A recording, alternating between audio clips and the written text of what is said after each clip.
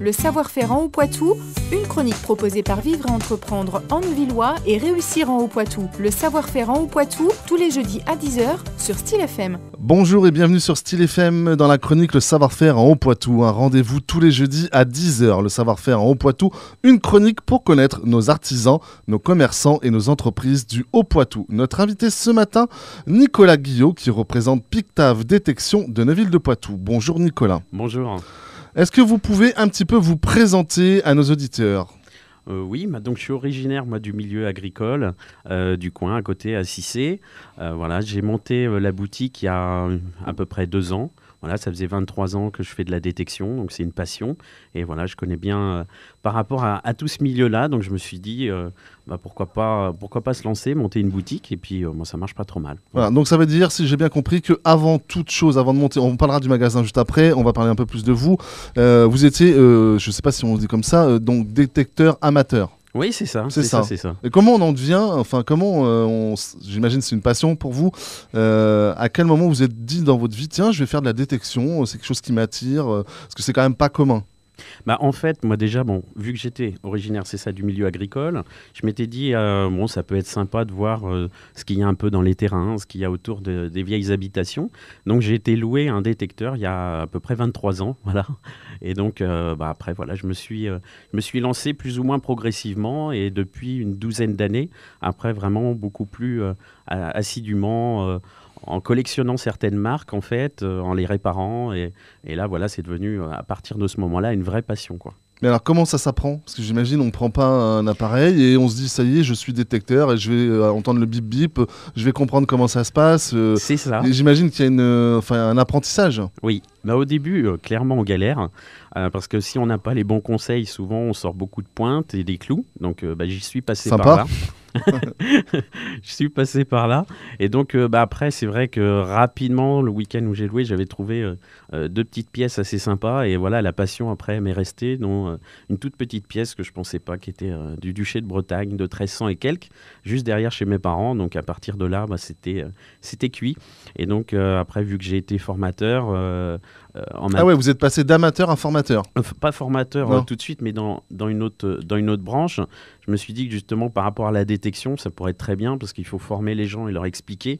C'est vrai que beaucoup commandent des fois par Internet sans avoir de conseils et se retrouvent à galérer tout simplement parce que c'est quand même une technique et une machine spécifique puisque c'est avant tout au son où on reconnaît en fait les objets. Quel est l'objet tout à l'heure, vous parliez, on va peut-être pas rentrer dans tous les détails des lois et tout ça, d'une pièce que vous avez trouvée, ce qui vous a donné envie de continuer. Oui. Quand on trouve une pièce comme ça, qu'est-ce qu'on en fait ? On se la garde pour soi ? On est obligé d'aller la redonner parce que ça fait partie du patrimoine ? Ou je sais pas. Mais avant tout, déjà, il faut avoir l'autorisation du propriétaire du terrain. Donc après, elle appartient au propriétaire. Donc voilà, n'allez pas chercher dans la rue comme ça. Non. Voilà, il faut demander absolument. Il faut demander l'autorisation au propriétaire. Après, ça peut être aussi bien des fois à la mairie.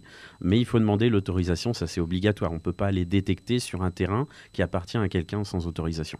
Oui, de toute façon, on rentre pas dans une propriété peu importe, tout court. Voilà, on rentre pas. Par contre, il y a une exception quand même parce qu'on dit on rentre pas dans les propriétés. Effectivement, moi, je suis un peu comme tout le monde. Je vais à la plage quand il fait beau, pendant mes vacances, et souvent on en voit des gens qui font de la détection le soir ou le matin de bonne heure. Alors sur la plage, c'est un petit peu différent. Donc c'est le domaine maritime. Donc après, c'est surtout de demander l'autorisation à la mairie parce qu'il peut y avoir des plages interdites liées au débarquement notamment, où il peut y avoir des explosifs, des choses comme ça. Mais sinon, en général, c'est extrêmement bien toléré, sauf si on est à côté ou sur une zone archéologique, où c'est bien sûr formellement interdit.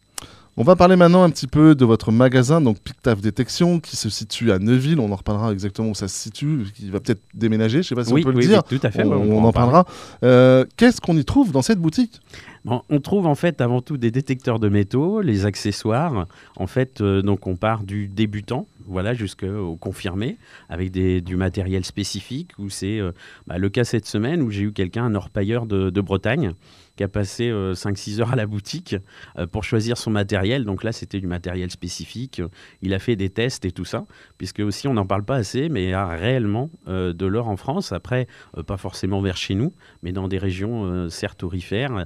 Et certains trouvent des pépites d'or au détecteur de métaux. Ce qui, Alors début, là, des peut pépites paraître- d'or, parce que moi, quand on parle d'or, j'ai plutôt tendance à penser dans la rivière, avec un espèce de tamis, Oui, choses comme c'est ça. C'est ça. Alors Et là, le détecteur, il intervient où? mais il intervient justement pour trouver plus facilement. Parce qu'en fait, tout ce qui est gros, on va dire des pépites de plus d'1 gramme, 2 grammes. Moi, j'en connais un qu'on a trouvé au détecteur, une de 19 grammes.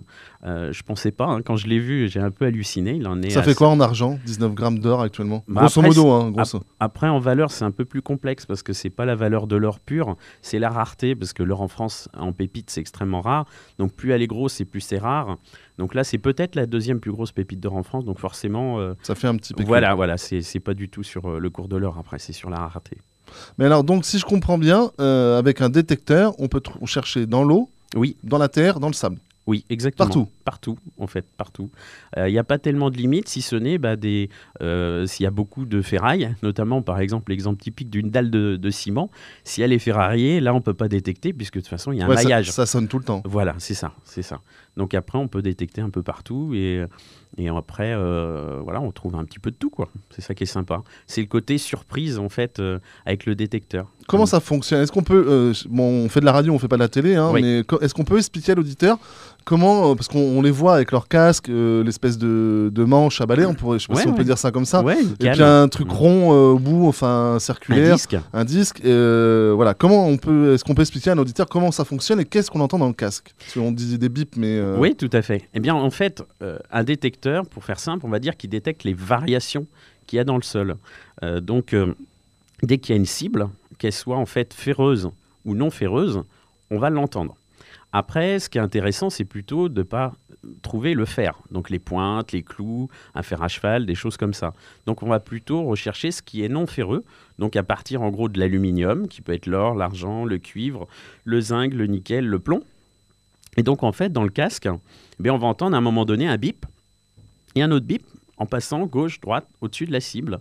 Et donc, quand on entend ce bip-là, après, avec l'expérience et en fonction des détecteurs, là, on arrive à reconnaître si c'est une bonne cible ou une mauvaise cible. Après, c'est comme les voitures, il y a aussi des options, du confort, avec des écrans, avec beaucoup de systèmes numériques de plus en plus aujourd'hui. Et puis, d'ailleurs, je vais en profiter pour le dire, on a une marque française unique au monde qui fait du sans fil. En fait, aussi bien le disque est sans fil et la télécommande et le casque. Et c'est reconnu mondialement, c'est la marque XP, fabriquée à Toulouse. que vous vendez, j'imagine, chez vous. Oui, tout à fait. ça, Tout à fait. Je suis revendeur. Et justement, agréé. on parlait tout à l'heure de la boutique. Combien de références? On parlait justement pour les novices, aux experts. Voilà, vous avez combien de références? Qu'est-ce que vous vendez le plus, le moins? Je sais pas. Enfin. Un peu de tout. Je dirais que c'est plus par saison. En fait, là, avec l'arrivée du printemps, ça va être assez rigolo. Mais c'est beaucoup de personnes donc, qui vont se relancer pour la plage, notamment. Et aussi des familles nombreuses qui veulent, pour leurs enfants, les sortir un peu. Et donc, viennent acheter un détecteur. Et voilà, ils sont tranquilles un peu. Ouais, toute c'est hyper l'après-midi. ludique, quelque Oui, part. exactement. C'est très ludique, quoi. C'est aussi. ça, c'est ça. Ouais. C'est vraiment le côté jouer, le côté hasard en même temps. Et c'est ce qui plaît, en fait. Et on se change les idées en faisant de la détection. Alors, chez nous, faire la détection, il n'y a pas de lieu, on va dire, libre de droit, je sais pas si on peut dire comme ça. La forêt. La forêt, en fait, sauf si elle est domaniale, mais sinon, si c'est des forêts privées, notamment aussi, ou des chasses privées, des chasses gardées, c'est facile de retrouver le propriétaire et lui demander, voilà. l'autorisation, tout L'autorisation. simplement. En général, il n'y a pas de souci là-dessus, quoi. Voilà. Mais il faut demander, ça Alors, c'est obligatoire. qu'est-ce qui fait qu'on ait un bon détecteur? Comment on dit?